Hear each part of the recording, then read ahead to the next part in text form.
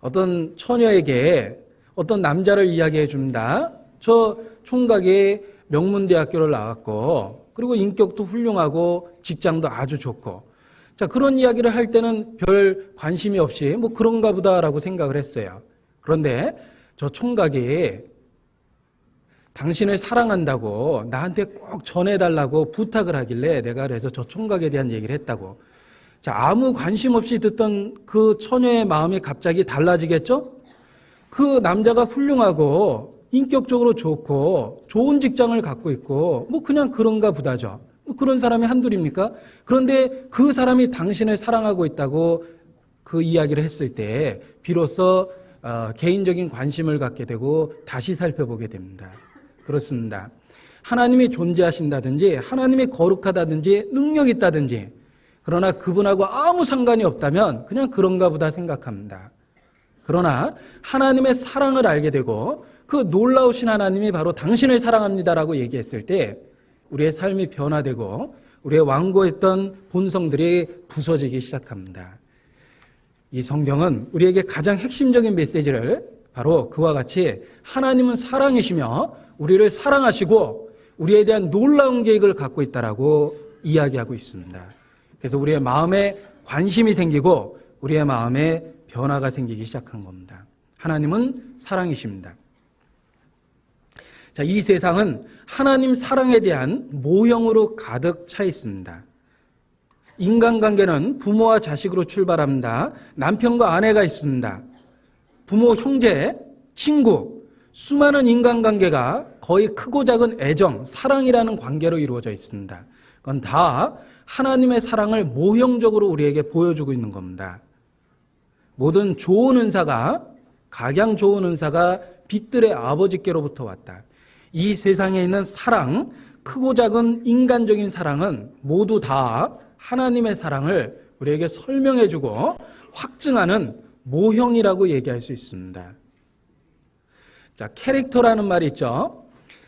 예를 들면 뉴욕에 가보면 자유의 여신상이라는 뉴욕을 상징할 만한 큰 구조물이 있습니다. 그런데 이 사람의 상술이 그것을 이용해서 뉴욕의 여러 상가를 돌아다녀 보면 그 자유여신상으로 기념품을 만드는데 티셔츠를 사도 그려 있고 수건에도 그려 있고 접시에도 그려 있고 하다못해 볼펜을 사도 거기다 자유여신상을 그려놓고 그 캐릭터를 이용해서 여러 가지 상품을 만들어냅니다. 그런 거 우리가 쉽게 발견할 수 있습니다. 예를 들면 어떤 유원지에 가면 그 유원지를 상징하는 캐릭터가 있고 그 캐릭터로서 여러 가지 상품을 만들어서 어떤 그런 상수를 보게 되는데 비슷한 이해가 될지 모르겠습니다. 하나님도 하나님이 사랑이라는 수없이 많은 캐릭터 상품을 이 세상에 만들었습니다. 아버지의 사랑이 그러하며 어머니의 사랑이 그러하며 형제의 사랑이 그러하며 친구의 사랑이 그러합니다. 우리 주변에 있는 모든 인간관계는 하나님은 사랑이라는 그 큰 핵심적인 진리를 모형으로 설명해주는 일종의 캐릭터 상품이라고 얘기할 수 있습니다. 우리는 그 속에 둘러싸여서 살고 있기 때문에 하나님이 사랑이라는 메시지를 성경적인 직접적인 메시지뿐만 아니라 간접적인 삶의 모든 분야에서 하나님의 사랑을 더욱 깨닫게 됩니다. 한 아버지가 딸아이를 데리고 아름다운 자연, 그런 좋은 그 풍경이 있는 곳에 데리고 다니면서 나름대로 신앙심을 심어주고자 했답니다. 그래서 파랗고 큰 하늘을 보면서 이 높고 큰 하늘이 바로 하나님의 사랑과 같고 또 넓은 바다를 볼 때는 저 넓은 바다가 하나님의 사랑과 같다. 이렇게 늘 이야기했답니다. 또 아름다운 평원, 넓고 큰 평원을 볼 때 하나님의 사랑이 또 이와 같다라고 계속 얘기를 하더래요. 자, 이 아이가 여행을 하면서 돌아오면서 하는 말이, 그러면 아빠, 우리가 하나님의 사랑 한 복판에 살고 있는 것이 틀림이 없겠네요 라고 이야기를 했답니다. 아이가 제대로 받아들이고 깨닫게 된 거죠. 자, 이 크고 높은 하늘과 그리고 상상할 수도 없게 넓은 바다, 또 우리 앞에 펼쳐져 있는 넓은 평원, 그 모든 것 뒤에 창조주의 손길이 있습니다. 우리가 자연 한복판에 자연을 의지해서 살아가는 그것처럼 우리는 하나님의 사랑 한복판에 살아가고 있습니다. 높은 하늘처럼, 넓은 바다처럼, 그리고 끝없는 평원처럼 우리는 하나님의 사랑의 한복판에 살고 있으며 수없이 많은 하나님이 사랑이라는 걸 일깨워주는 모형적인 인간 삶 속에서 살아가고 있다라고 얘기할 수 있습니다. 자, 그럼에도 불구하고 하나님의 사랑을 깨닫지 못하는 사람이 있습니다. 그 마음이 무감각하고 하나님에 대한 관심이 없고 마음의 문을 닫았기 때문에 그렇습니다. 아름다운 대자연이 있지만 눈을 감으면 자기의 작은 눈을 감았는데 엄청나게 크고 위대한 자연이 하나도 보이지 않습니다.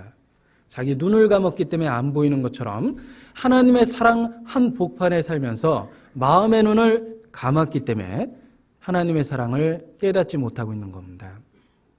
말라기서 1장을 보시겠습니다. 오늘 본문에 표시하시고 말라기서 1장 1327페이지 1절 제가 읽겠습니다. 여호와께서 말라기로 이스라엘에게 말씀하신 경고라. 여호와께서 가라사대 내가 너희를 사랑하였노라 하나 너희는 이르기를 주께서 어떻게 우리를 사랑하셨나이까 하는도다.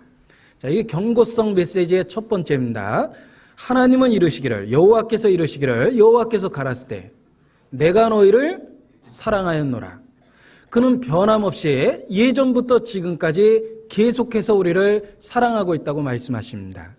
그런데 너희는 이르기를 주께서 어떻게 우리를 사랑하셨나이까 하는도다. 그렇게 대꾸하고 있습니다. 지금도 하나님은 사랑이라는 메시지가 성경의 핵심적인 메시지며 온 세계에 전파되는 중요한 말씀입니다. 우리는 그 말씀을 늘 직접 간접으로 듣고 있고 하나님의 사랑을 설명하는 대자연 속에 한복판에 살아가고 있습니다. 그럼에도 불구하고 주께서 어떻게 우리를 사랑하셨나이까? 우리는 가끔 그렇게 마음에 반문하게 됩니다. 왜 하나님의 사랑 한복판에 살고 있으면서 하나님의 사랑을 전혀 느끼지 못하는 걸까요? 그 이유는 하나님의 사랑을 현세적이고 육체적인 데서 찾았기 때문에 그렇습니다. 물질적이고 순간적이고 현세적이고 이 세상에 있는 것들을 통해서 하나님의 사랑을 찾고자 하니까 하나님의 사랑을 못 깨닫는 겁니다.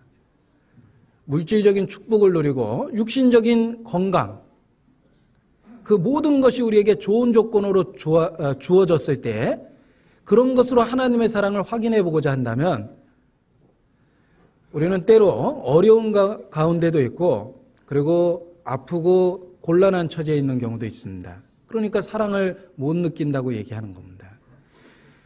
하나님의 사랑을 이 세상의 현세적인 축복에서 찾고자 할 때는 우리도 주께서 어떻게 우리를 사랑하셨나이까 라고 반문할 수밖에 없습니다.